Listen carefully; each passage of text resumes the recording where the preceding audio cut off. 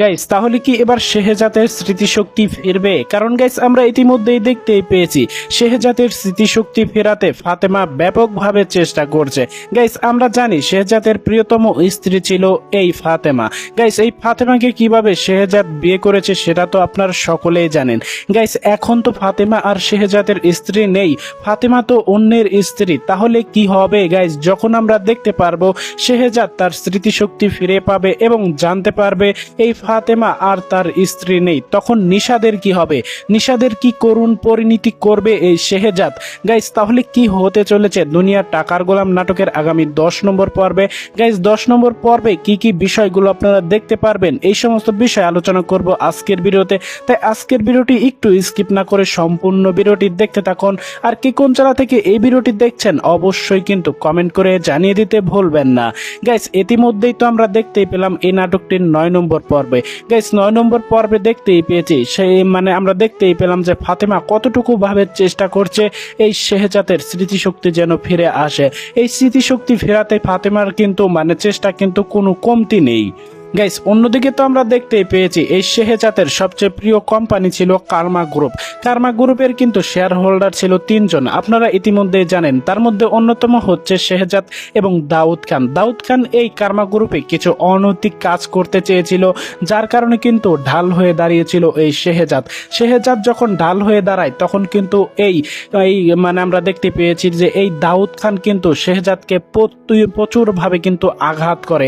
একদিন শেহজাদ বাড়ি ছিল তখন কিন্তু এক বস্তির পাশে এক খালের সামনে অর্থাৎ একটি নদীর সামনে কিন্তু তাকে ব্যাপকভাবে তার মাথায় আঘাত করে। গাইস তার মাথায় আঘাত করার পর আমরা দেখতে পেয়েছি, আমরা ইতিমধ্যে শুনেছি যে মনির কাকার কাছ থেকে বৃত্তান্ত যে সে নদীর পাড়ে শুয়েছে পড়েছিল, তার মাথায় ব্যাপক পরিমাণে আঘাত লেগেছিল। গাইস যার কারণে বস্তির সকলে মিলে কিন্তু বস্তির পাশের একটি হসপিটালে এই শেহজাদকে কিন্তু ভর্তি করিয়েছিল, যার ফলে গাইস আমরা দেখতে পেয়েছি বস্তির সেই হসপিটালে সে ডাক্তার বলেছিল যে তিনি সুস্থ হয়েছে, কিন্তু সুস্থ হলেও তার স্মৃতিশক্তি ফিরেনি, অর্থাৎ তার মেমোরি লস হয়ে গিয়েছে। গাইস তাহলে কি তার পূর্বের সেই মেমোরি এখন ফিরে আসবে? তাহলে কি গাইস আমরা দেখতে পারবো ফাতেমার চেষ্টা সফল হবে? গাইস কি হবে পরবর্তী পর্বে তাই কিন্তু জানতে পারবেন আর একটু পরে, তাই ধৈর্য ধরে সম্পূর্ণ ভিডিওটি গাইস দেখতে থাকুন। গাইস ইতিমধ্যে তো আমরা আরো নানান ইন্টারেস্টিং ঘটনা দেখতেই পেলাম। আর গাইস এই দুনিয়ার টাকার গোলাম নাটকটি কারা কারা দেখতে ভালোবাসেন অবশ্যই, যদি আপনি এই নাটকটি দেখতে ভালোবাসেন অবশ্যই আমাদের চ্যানেলটি কিন্তু সাবস্ক্রাইব করতে ভুলবেন না, কারণ এই চ্যানেলটিতেই কিন্তু দুনিয়া টাকার গোলাম নাটকের সমস্ত পর্বের আপডেট এবং রিভিউ ভিডিও সবার আগে আমরা আপলোড করে থাকি। তো গাইস যাই হোক, দুনিয়া টাকার গোলাম নাটকের আমরা যেটা বলছিলাম আর কি, এই শেহজাদের তো পরবর্তীতে দেখতে পেয়েছি মনির কাকা একটি নাম রাখে, আর তা হলো গোলাম মাওলা। গাইস আমরা দেখতে পেয়েছি মনির কাকা যে বাড়িতে কাজ করে সেই বাড়ির লোক বলছিল যে আমার একটি কাজের ছেলে দরকার, তুমি একটি কাজের ছেলে এনে দাও।